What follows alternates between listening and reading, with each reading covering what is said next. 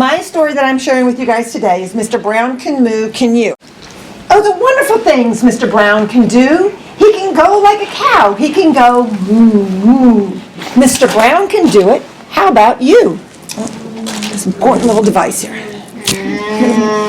Oh, that's a good one. He can go like a bee. Mr. Brown can buzz. How about you? Can you go buzz, buzz? Buzz, buzz, buzz. All right.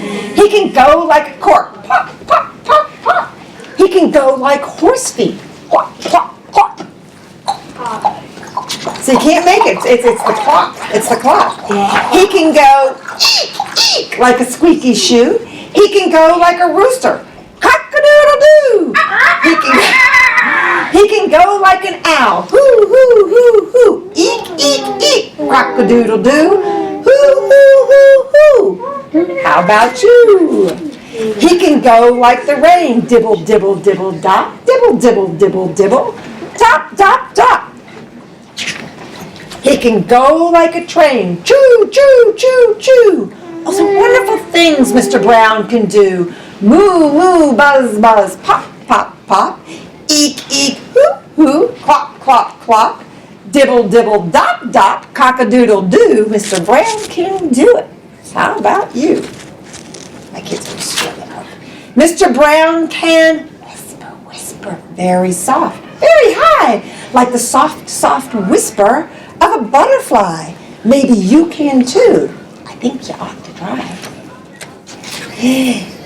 He can go like a horn. Bloop, bloop, bloop, bloop. Like a big cat drinking. Slurp, slurp, slurp, slurp. He can go like a clock. He can tick. He can talk. He can go like the hand on a door. Knock, knock. Tick tock, knock, knock, knock. Oh, the wonderful things Mr. Brown can do. Blurp, blurp, slurp, slurp, cock-a-doodle-doo. Knock, knock, knock, and a whoo, whoo, whoo. He can even sizzle, sizzle. He can do that too, like an egg in a frying pan. How about you? Mr. Brown is smart as they come. He can do a hippopotamus chewing gum. Rum, rum, rum, rum, rum, rum. You ever heard of hippopotamus chewing gum? You think that's what it would sound like? Yeah, maybe. I think he's close. He seems to know all this stuff. He's been eating a lot of gum. Mr. Brown is so smart, he can even do this. He can even make the noise of a goldfish kiss. Boom, boom, boom, Mr. Brown is a wonder. Boom, boom, boom, Mr. Brown makes thunder. He makes lightning, splat, splat, splat, and it's very, very hard to make a noise like that. Oh, the wonderful things Mr. Brown can do. This is where it gets fun. Moo, moo, buzz, buzz, pop, pop, pop. Eek, eek, hoo, hoo, clop, clop, clop.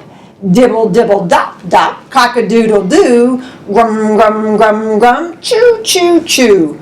Boom, boom, splat, splat, tick, tick, tock. Sizzle, sizzle, blurt, blurt, knock, knock, knock.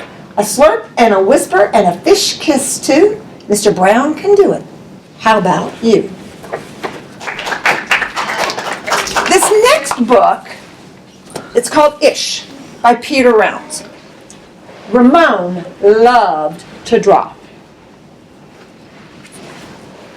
This is a newer book. I haven't read this very much. Anytime, anything, anywhere. And I don't know if you guys could see this, but he's on the toilet drawing. Anywhere. One day, Ramon was drawing a vase of flowers. His brother, Leon, leaned over his shoulder. Leon burst out laughing. What is that? Leon, big brother. Ramon could not even answer. He just crumpled up the drawing and threw it across the room. Leon's laughter haunted Ramon. He kept trying to make his drawings look right, but they never quite did.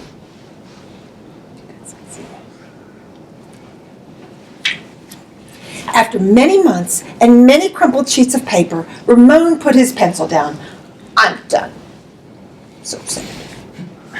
He had to get it perfect. Marisol, his sister, was watching him. What do you want? He snapped. I was watching you draw, she said. Ramon sneered. I'm not drawing. Go away. Marisol ran away, but not before picking up the crumpled sheet of paper. Hey, come back here with that. Ramon raced after Marisol up the hall and into her room. So Marisol also looks like an older sister, but not quite as old as Leon. I thought she was the smaller. Oh, she is, sorry. You are right. He was about to yell, but fell silent when he saw his sister's walls. He stared at the crumpled gallery. Look what she was doing. This is one of my favorites, Marisol said, pointing. It was supposed to be a vase of flowers, Ramon said, but it doesn't look just like that. Well, it looks vase-ish, she exclaimed.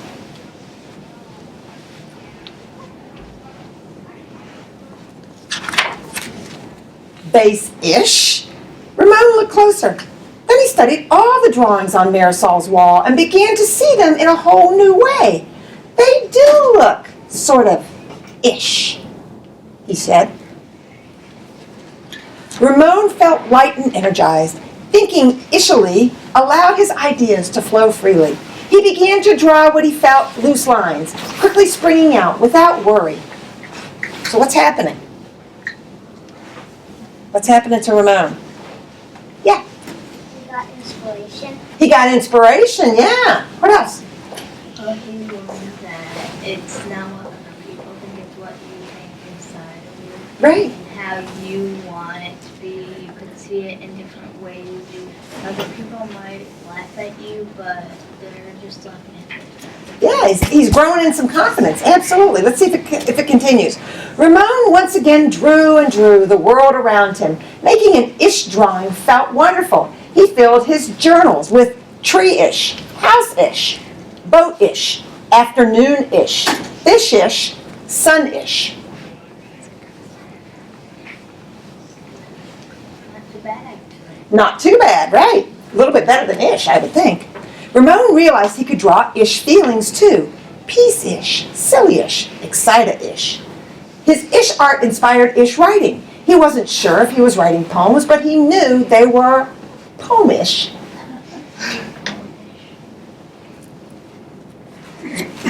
One spring morning, Ramon had a wonderful feeling. It was a feeling that even ish words and ish drawings could not capture. He decided not to capture it. Instead, he simply savored it.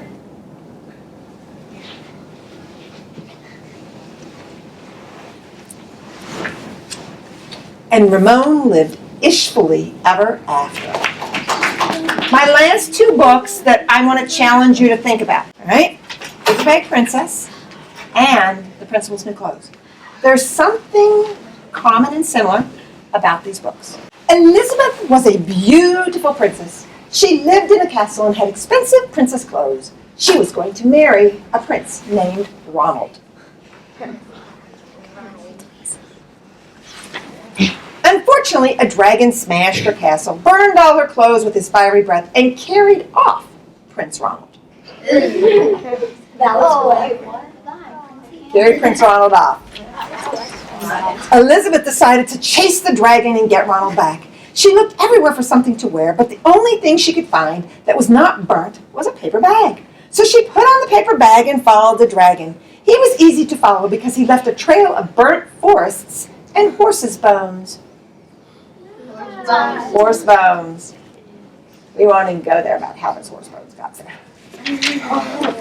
Finally, Elizabeth came to a cave with a large door that had a huge knocker on it. She took hold of the knocker and banged on the door. The dragon stuck his nose out the door and said, "Well, princess, I love to eat princesses, but I've already eaten a whole castle today. I'm a very busy dragon. Come back tomorrow." He slammed the door so fast that Elizabeth almost got her nose caught.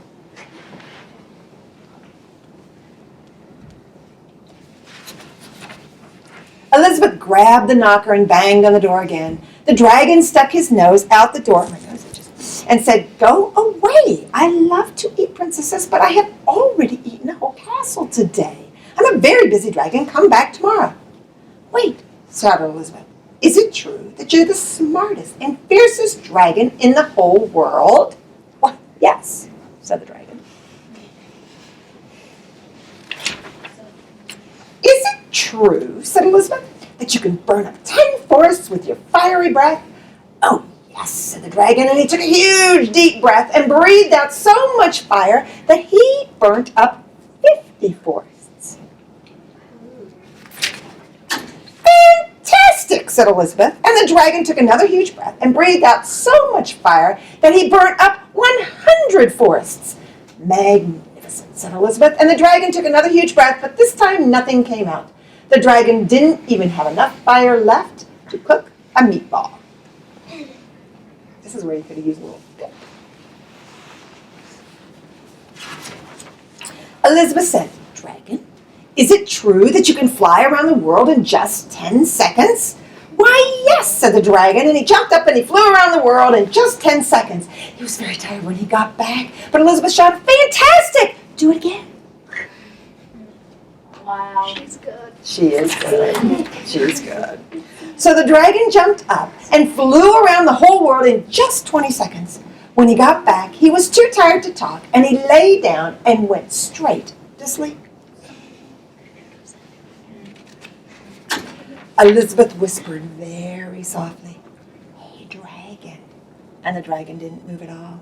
She lifted up the dragon's ear and put her head right inside. She shouted as loud as she could, hey, dragon! And the dragon was so tired that he didn't move. He's just tired. Elizabeth walked right over the dragon and opened the door to the cave, and there was Prince Ronald. He looked at her and said, Elizabeth, you are a mess. You smell like ashes, your hair is all tangled, and you are wearing a dirty old paper bag. Come back when you are dressed like a real princess. And what did she say? Ronald, your clothes are really pretty, and your hair is very neat. You look like a real prince, but you're a bum. And they didn't get married after all.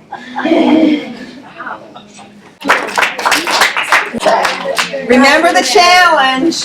Think about what our lessons are from these stories. Mr. Bundy is a principal of PS 88. He is also the sharpest dresser in town.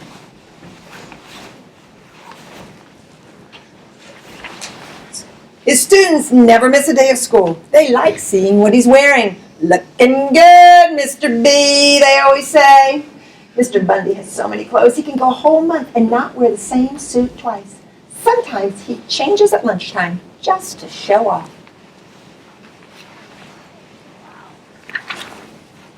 One day, a man and a woman who said they were tailors called on Mr. Bundy. Their card said, Mo and Ivy, we make suits that suit you fine. But they were not really tailors. They were tricksters. Greetings, Mr. B, said Ivy. How would you like to buy an amazing one-of-a-kind suit? I have so many suits already, said Mr. Bundy. Ah, but this is no ordinary suit. This one has special powers.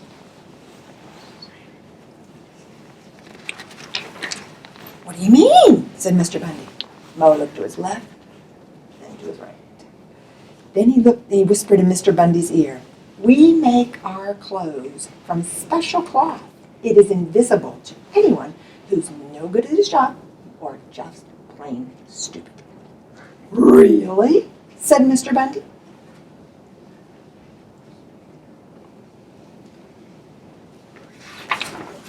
Yes, said Ivy. Not only will you look great, but you can find out if anyone in your school is no good at his job or stupid. That's amazing, cried Mr. Bundy. Now, if you'll take off your jacket and lift up your arms, sir, said Ivy, grinning, we'll take your measurements. We'll also take your money, said Mo.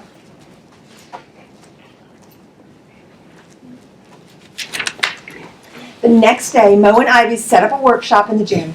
It was not long before the whole school heard about the amazing cloth and wanted to see it. Students asked to be excused to get a drink of water. Then they ran to the gym to peek. Teachers said they were going next door to borrow some chalk. Then they ran to the gym too, but no one could see a thing.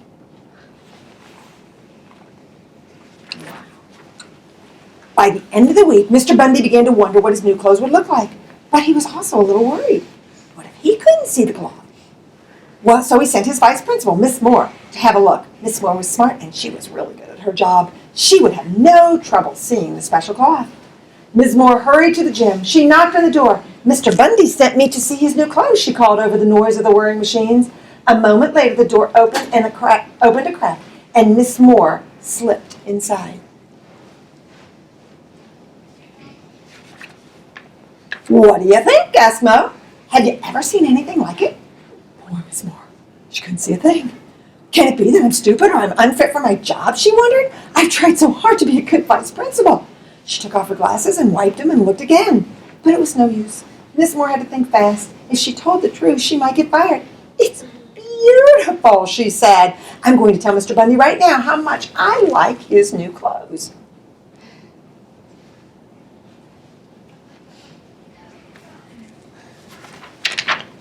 "Your suit is great," Miss Moore told Mr. Bundy. "I've never seen anything like it. And now I've got to run. Got a phone call. Bye-bye." She hurried off before Mr. Bundy could ask any questions. Now Mr. Bundy was more curious than ever. He stopped Roger in the hall. Roger was one of the smartest students of the school, and if he couldn't see the suit, nobody could. "Say, Roger," said Mr. Bundy, "do me a favor and find out how my new suit is coming along." Roger couldn't believe his ears. "Wow," he said, "I'll be the first one to see the principal's new clothes. Wait till the class hears about this." And he raced off to the gym.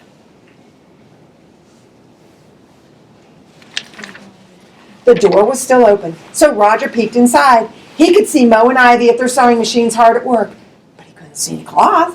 "Oh, no," Roger thought. "If Miss Feeney finds out I can't see the cloth, she'll say I'm stupid and she'll fail me for sure." On the way back to his class, Roger poked his head into Mr. Bundy's office. "Super suit," he said. "What does it look like?" said Mr. Bundy. "Can't stop now, Mr. B. Miss Feeney's giving a test, and I don't want to miss it."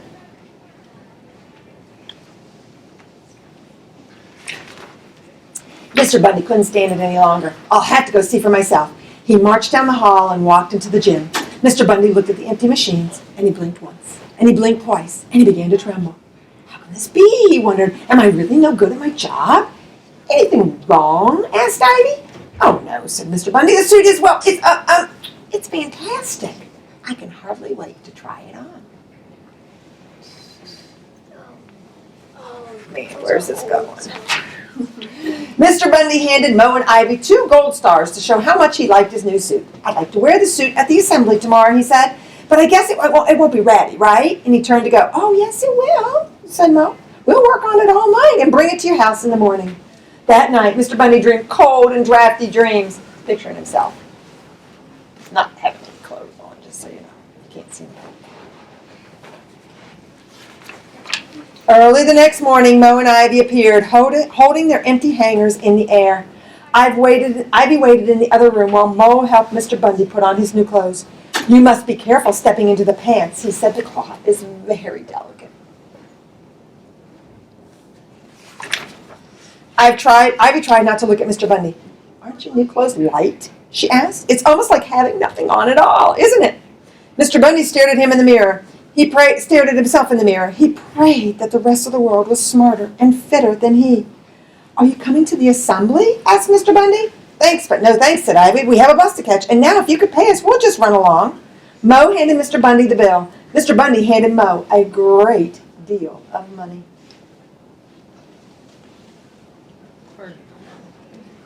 For nothing. I don't know. On the way to school, Mr. Bundy's neighbors all raved about the clothes they did not see. After all, they didn't want their friends to find out that they were stupid or no good at their jobs. Mr. Bundy walked into the auditorium. As he walked down the aisle, he could hear whispers all around him. Mr. Bundy thought he must be the only stupid person in town.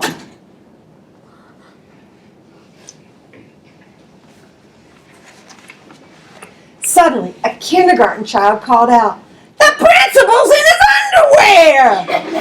That did it. Everyone burst out laughing. The truth had been told. Mr. Bundy and the teachers and students knew they'd been tricked.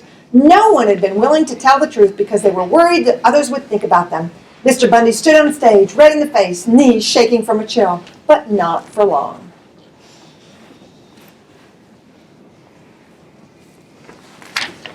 The kids and teachers wanted to help Mr. Bundy. They began passing up shirts and sweatpants and jackets and ties and caps. Soon, Mr. Bundy had a new suit.